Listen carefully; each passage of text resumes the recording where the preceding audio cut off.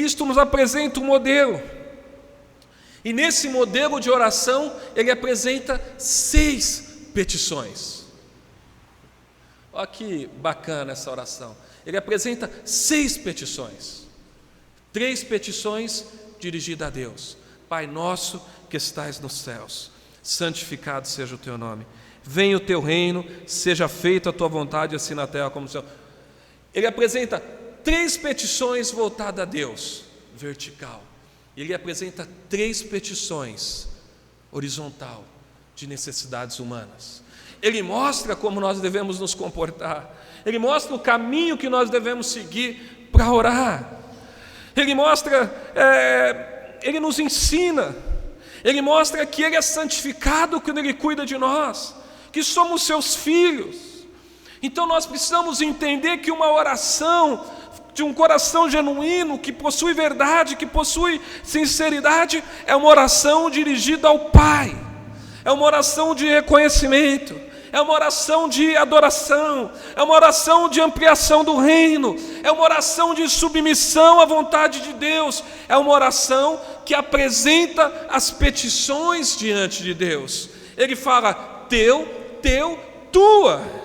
Portanto, orai nosso, Pai nosso que está no céu, santificado seja o teu nome. Reconhece a grandeza de Deus, reconhece que Ele é o Pai Todo-Poderoso, reconhece a dependência de Deus, que Ele é o Deus Criador de todas as coisas. Depois ele fala, venha o teu reino, seja feita a tua vontade. Ou seja, fala do reino, Ele é o Rei dos reis, Senhor dos senhores.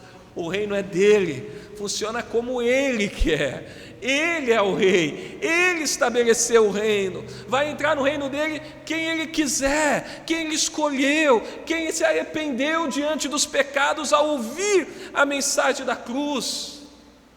Seja feita a tua vontade, atributo de Deus. Todo poder, soberania, tua vontade, não a minha. É a vontade de Deus e não a nossa.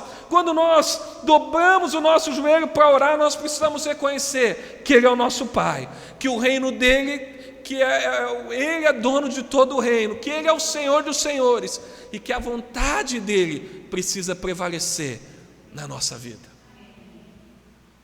Eu já contei para vocês, né, irmãos, uma vez que eu fiz uma oração e eu pedi algo contra a vontade de Deus, né? Deus não escuta essas coisas, mas eu já contei. Falei, Deus, mesmo que não for da tua vontade, faz desse jeito. Estou disposto a pagar o preço. Lógico, ignorância, né, da minha parte. Eu não era maduro, não tinha maturidade, né? Mas eu já orei assim. Nós precisamos buscar a vontade de Deus e não a nossa, a tua vontade. É o nosso reconhecimento de dependência do Pai. Nós não somos independentes do Pai, nós precisamos ser dependentes do Pai. Nós somos depender do Senhor, nós precisamos buscar o querer do Senhor para nossas vidas. É uma oração que busca o querer de Deus para nós. E buscar a vontade de Deus é abrir mão da nossa vontade, porque nem sempre a vontade de Deus está emparelhada com a nossa vontade. Muitas vezes a vontade de Deus é diferente da nossa vontade, então nós precisamos nos dobrar, nos prostrar, nos reclinar diante do Senhor e falar, Deus, contudo, faça-se a tua vontade.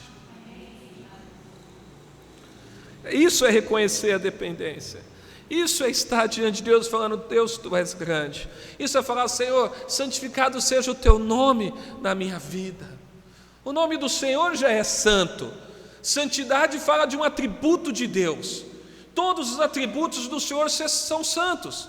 Ele é santo em todos os seus atributos. O seu amor é santo, a sua misericórdia é santa, a sua ira é santa. Todos os atributos do Senhor são santos. Então Ele já é santo. Ele é um Deus 3 vezes santo. Santo, santo, santo. No hebraico, quando se quer enfatizar alguma coisa no hebraico, se alguém já estudou hebraico aqui sabe, se repete a expressão. Então, quando a expressão é repetida 3 vezes, ele está valorizando, ele está falando: olha, verdadeiramente o teu nome é santo. Santo és o teu nome, santificado seja o teu nome em nosso meio. Então é uma oração de reconhecimento, é uma oração de entrega, é uma oração de dependência, é uma oração de abrir mão. Quando a gente vem para a presença do Senhor, quando nós quando nós ouvimos a mensagem do Evangelho, e essa mensagem produz uma conversão em nós, então nós entendemos que a partir de agora, Ele é o Rei da nossa vida, Ele é que vai estar no centro da nossa vida.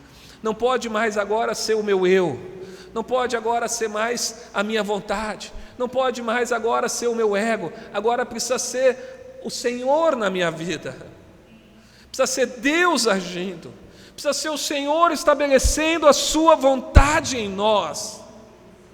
Uma vez eu vi um pastor pregando e ele falou assim: olha, tem 2 coisas, uma coisa é ser salvo. Eu até já falei isso, né? Mas eu discordo disso hoje. Outra coisa é ser salvo do eu, né? Eu discordo, eu não concordo mais com isso, né? Porque quando Deus vem na nossa vida, verdadeiramente seu Filho vos libertar, verdadeiramente sereis livres.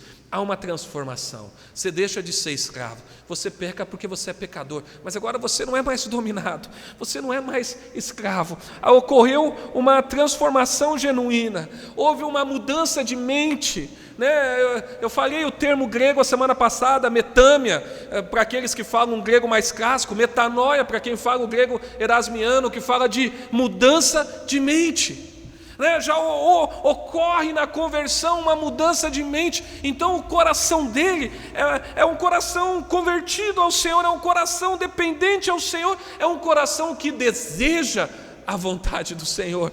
Ele simplesmente abre mão da sua vontade, ele apresenta essa vontade diante de Deus, porque a Bíblia diz que nós devemos apresentar todas as nossas petições diante de Deus.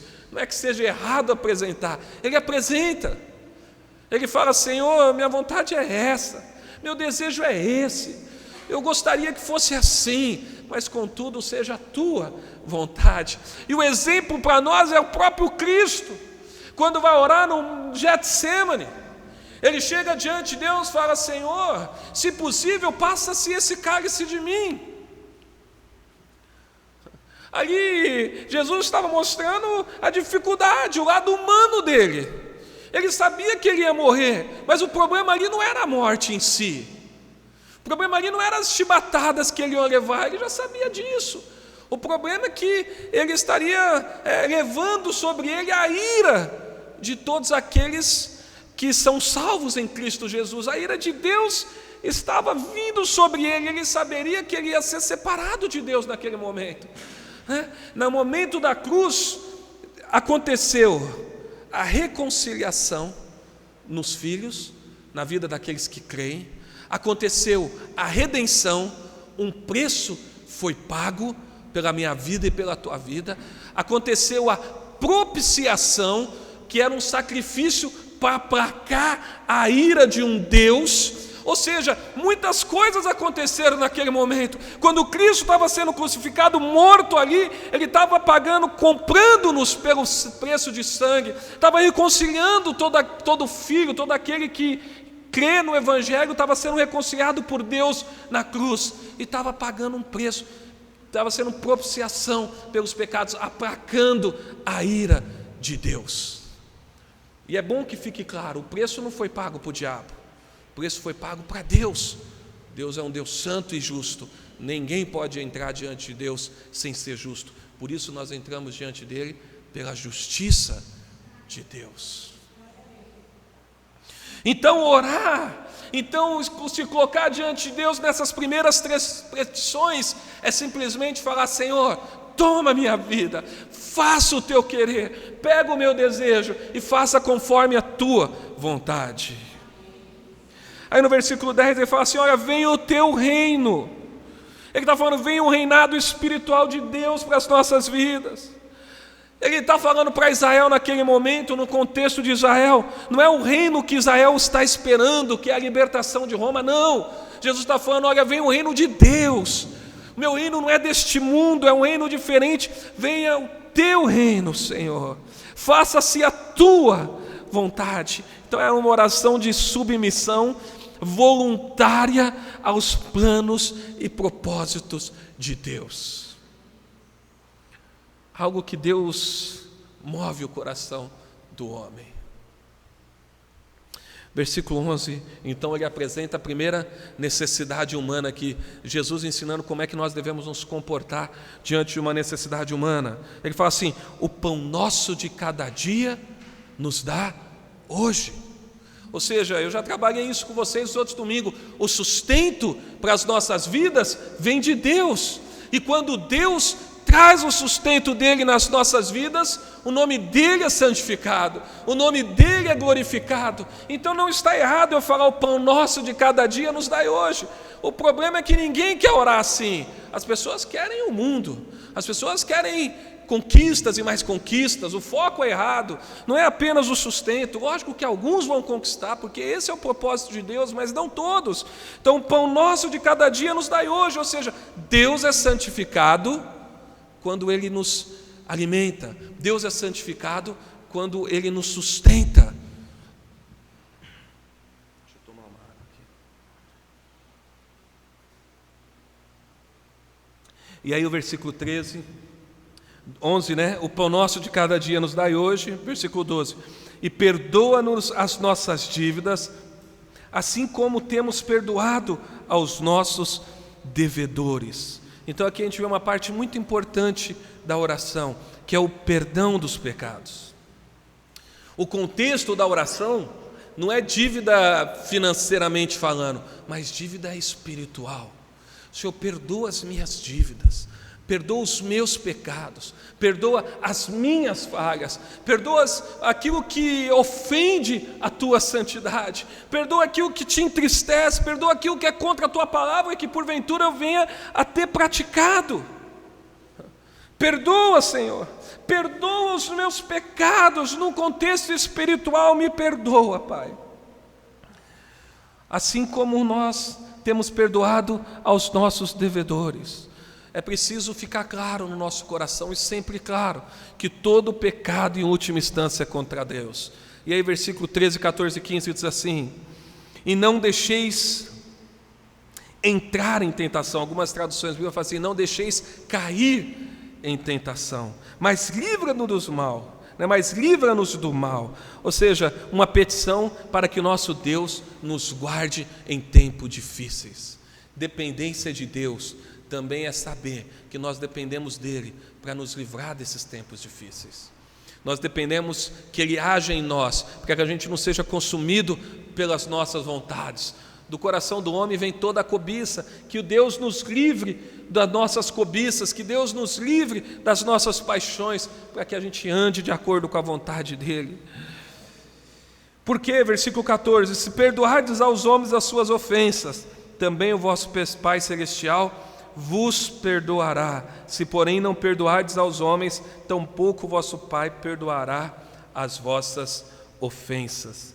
Então aqui é um texto bem enigmático, né? Porque ele fala, olha, se perdoares aos homens, então o Pai que está no céu vos perdoará. É importante a gente esclarecer alguns pontos aqui. Aqui não está falando de perdão para salvação. Uma pessoa que é salva, ela creu em Jesus, ela foi salva.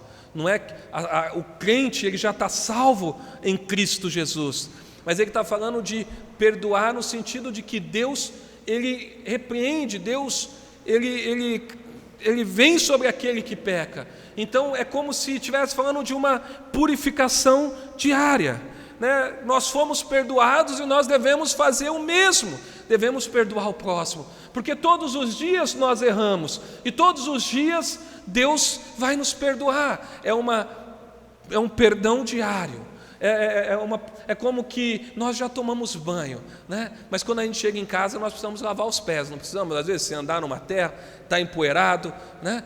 Como se ele estivesse tratando desse aspecto aqui. Olha, ele está trabalhando um contexto de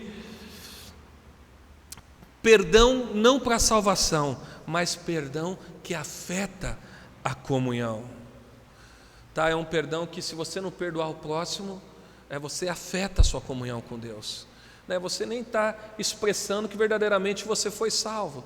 Lembra daquela passagem onde tem um servo devedor, e aí o Senhor perdoa a dívida dele, e a dívida dele era muito grande, e ele sai na rua, ele encontra um outro que deve pouco, e aí ele não perdoa, manda ser preso.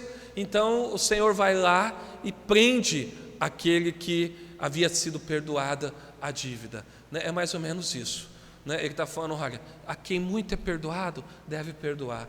Quando alguém te ofender, irmãos, pensa num tão miserável que você era. Não é miserável de pobreza, não. É miserável de pecador que você era, escravo do pecado, cego no seu entendimento, infeliz nas suas emoções, arrogante na sua postura. E Deus veio e te perdoou, como perdoou a mim também, porque eu também era cego, pobre, nu, e ainda continuo sendo, se não for Deus na minha vida. E Deus, Ele nos perdoa, então nós devemos perdoar o próximo. Então, se você porventura tem alguém aqui no coração que você não perdoou, perdoa nessa noite, libera o seu perdão, faça a sua purificação diante do Senhor. Fala: Senhor, eu quero perdoar, me ajuda a perdoar, para que o teu nome seja exaltado na minha vida. Então a oração, ela começa e termina com doxologia, ela começa e termina em Deus.